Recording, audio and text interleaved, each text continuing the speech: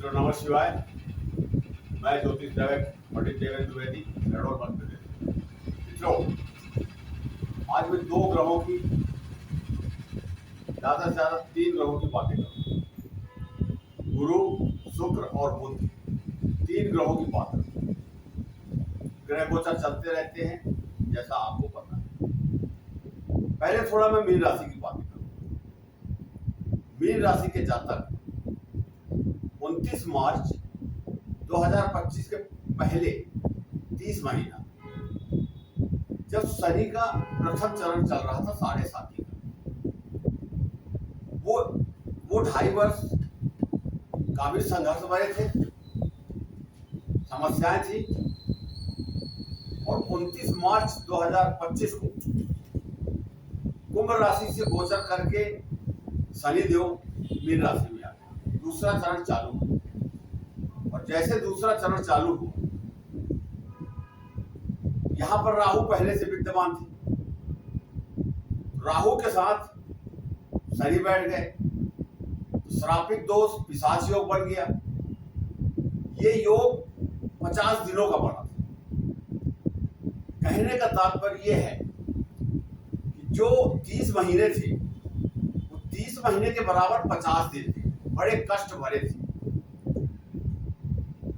उस समय 14 मई 2025 के पहले गुरु बृहस्पति, देवताओं के गुरु, वृषभ राशि में गोचर कर रहे थे। शनि जब मीन राशि में आए तो शनि की तीसरी दृष्टि गुरु पर पड़ गई। गुरु पीड़ित हो गए, खुलकर अपना आशीर्वाद प्रदान करने में असमर्थ हो गए। अब एक तरफ गुरु कमजोर हुए, एक तरफ शनि और राहु का पिशाच योग बन गया। ये 50 दिन जो है बड़े संकट भरे थे। अनेक प्रकार की समस्याएं मीन राशि के लोगों के ऊपर आई। 65-66 करोड़ लोग एक राशि में आते हैं। सभी के ऊपर नहीं आई, पर बहुत से लोगों के ऊपर आई, क्योंकि हर व्यक्ति का जन्म तारीख अलग है, दिन अलग है, समय अलग है, स्थान अलग है। अलग अलग प्रकार से जो है लोगों की समस्याएं थी, किसी को कम, किसी को ज्यादा। और यही शनिदेव कुछ मीन राशि के जो जातक है उनको बहुत आगे पढ़ाए, सभी तरह से जो है संपन्नता प्रदान की। यह वक्त निकल गया। 14 मई 2025 को गुरु बृहस्पति वृषभ राशि से गोचर पूर्ण करके और मिथुन राशि में आए। मीन लग्न मीन राशि के जातकों के चौथे भाव में मिथुन राशि, यहां पर गोचर शुरू हुआ गुरु का। पर गोचर तो शुरू हो गया, पर गोचर के साथ साथ गुरु जो थे वो आद्रा नक्षत्र में थे। आद्रा नक्षत्र जो है राहु का नक्षत्र है, शत्रु के नक्षत्र में गोचर कर रहे थे। यहां पर भी पीड़ित थे। मिथुन राशि में आने के बाद शनि की दृष्टि तो हट गई, कुछ थोड़ा सा बल मिला गुरु को, और मीन राशि के जातकों के जीवन में थोड़ा परिवर्तन आया, थोड़ा स्थितियां बदली। 18 मई 2025 को राहु भी मीन राशि से निकल करके कुंभ राशि में चले गए, द्वादश भाव में। तो शनि भी मुक्त हो गए। ये स्थिति पूरी मीन राशि की बनी थी। और अभी 13 अगस्त 2025 को गुरु बृहस्पति आद्रा नक्षत्र से यात्रा पूर्ण करके अपने ही नक्षत्र पुनर्वसु नक्षत्र में प्रवेश करेंगे।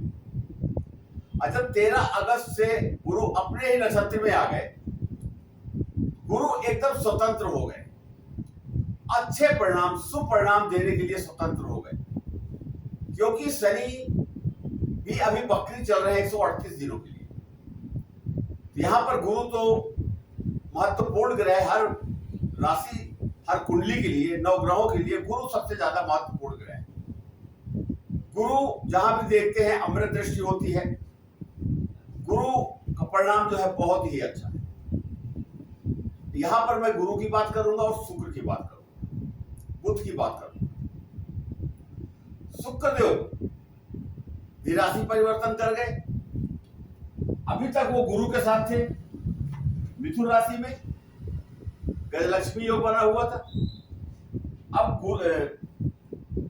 शुक्र जो है पंचम भाव में आ गए। पंचम भाव में बुध पहले से है। यहाँ 11 अगस्त को बुध बकरी से 11 अगस्त को मार्गी हुए और 30 अगस्त तक यही रहे। यही शुक्र जो है 21 अगस्त को यहाँ पर गोचा चालू हो गया शुक्र का। अब यहाँ पर देखिए पंचम भाव, पंचम भाव क्या होता है, किन किन विषयों का हम अध्ययन करते हैं।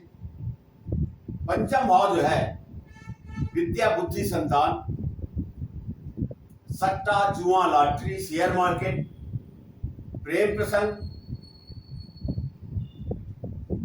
नृत्य, कला, टीवी कलाकार, फिल्मी दुनिया के कलाकार, संगीत, गायक आदि आदि। मीन राशि के जो जातक है उन्हें संतान का सुख भी प्राप्त होगा। जो बच्चे पढ़ते हैं उनका ध्यान अच्छा लगेगा। मीन राशि के जातकों को संतान का सुख प्राप्त होगा, अच्छे परिणाम देखने को मिलेंगे। विवेक और बुद्धि से काम होगा और सभी क्षेत्रों में, जैसे जो लोग मीन राशि के जातक हैं शेयर मार्केट का काम करते हैं। अभी कुछ दिनों से शेयर मार्केट काफी अप डाउन चल रहा था और अब वो शेयर मार्केट भी इनको लाभ देगा। कला से प्रेमी लोग जो हैं उधर बढ़ोतरी होगी, उन्नति होगी।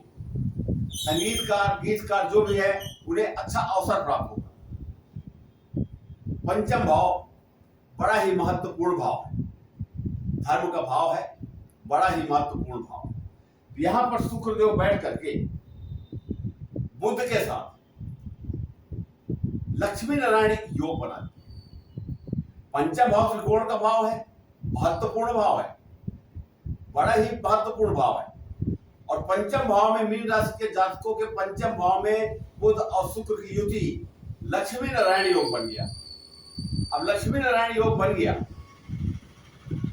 आप समझ सकते हैं सभी रुके हुए कार्य आपके, कहीं पैसा रुका हुआ है, कहीं कार्य नहीं हो रहे थे, कोई समस्या आ रही थी, ये गोचर 25 दिन का है और लक्ष्मी नारायण योग जो बना है 30 अगस्त तक रहेगा।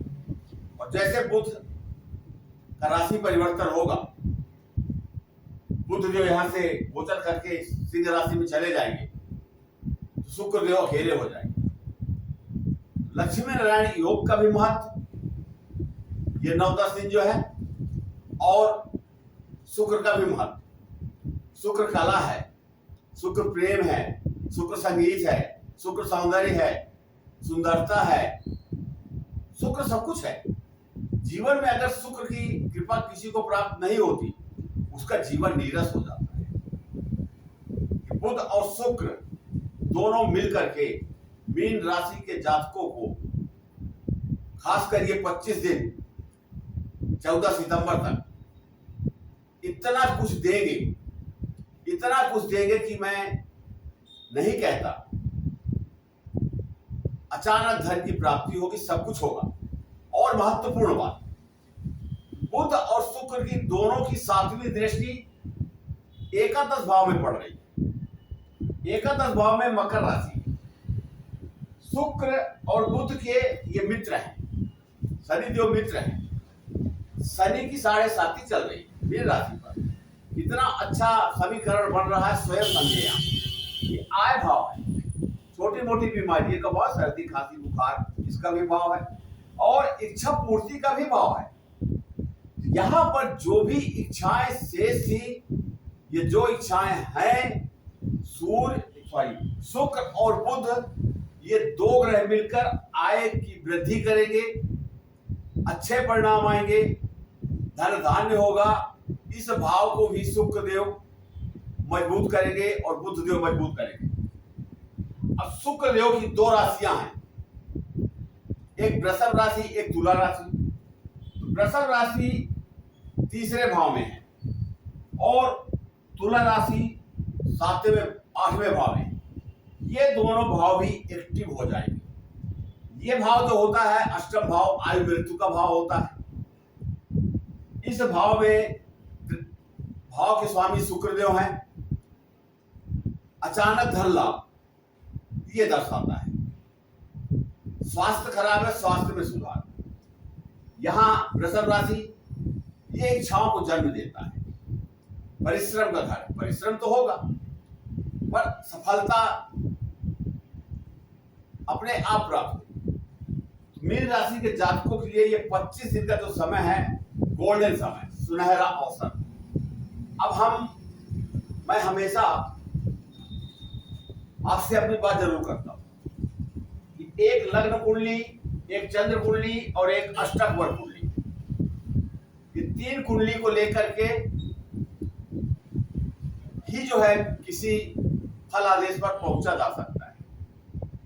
हम लग्न कुंडली को ले लें अकेले तो संभव नहीं है, चंद्र कुंडली को ले लें तो संभव नहीं है, अष्टक वर्ग को ले लें तो संभव नहीं। जन्म कुंडली हमारी हमें बताती है कि हमारे ऊपर कौन सी महादशा चल रही है, किस ग्रह की अंतरदशा चल रही है, और वो स्थायी रूप से हमारे जीवन में प्रभावी होते हैं और हम प्रभावित होते हैं। इसी प्रकार से चंद्र कुंडली जो है अस्थायी है। जैसा मैंने अभी थोड़ी देर पहले कहा 25 दिन, ये 25 दिन एक विशेष अवसर के दिन हो गए मीन राशि वालों के लिए। जब अच्छे ग्रहों का गोचर होता है, हमें दिखता है कि ये परिणाम दिख रहे हैं, वो बातें भी हम शेयर करने में कभी भूल नहीं करते, आप तक पहुंचाने का प्रयास करते हैं।